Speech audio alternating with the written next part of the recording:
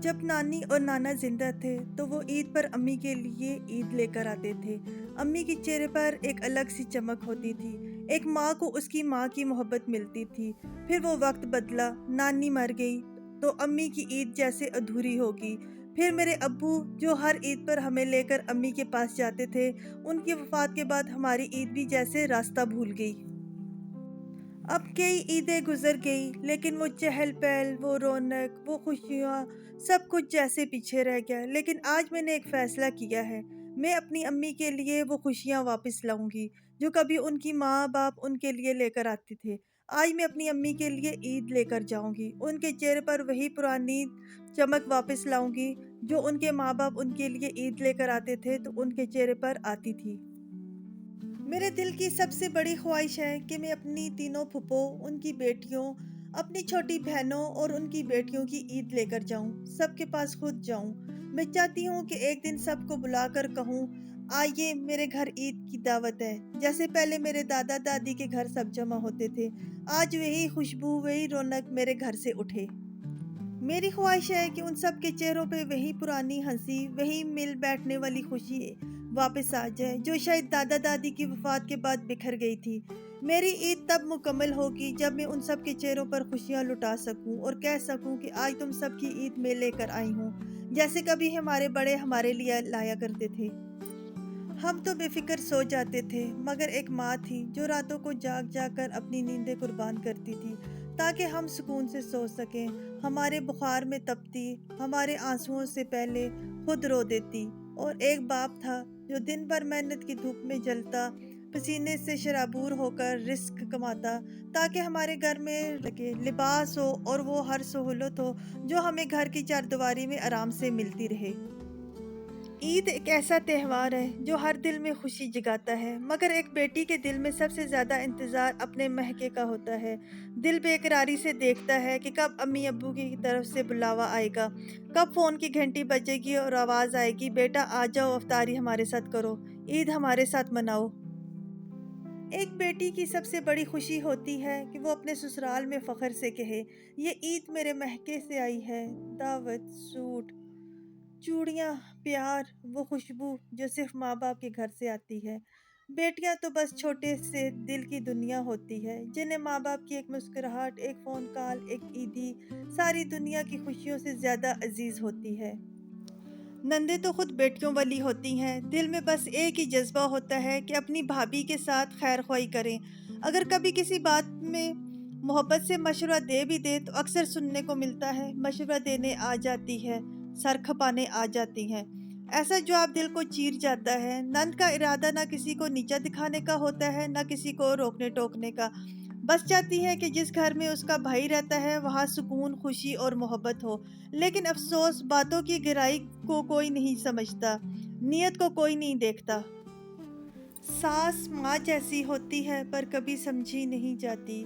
جب نند گھر کے قریب رہتی ہو اور ماں کبھی محبت سے ایک جوڑا، کوئی فروٹ یا کوئی چھوٹی سی چیز اپنی بیٹی کو دے دے تو فوراً کہا جاتا ہے، یہ سب تو میرے شوہر کا ہے، سب کچھ اپنی بیٹی کو کھلا دیا۔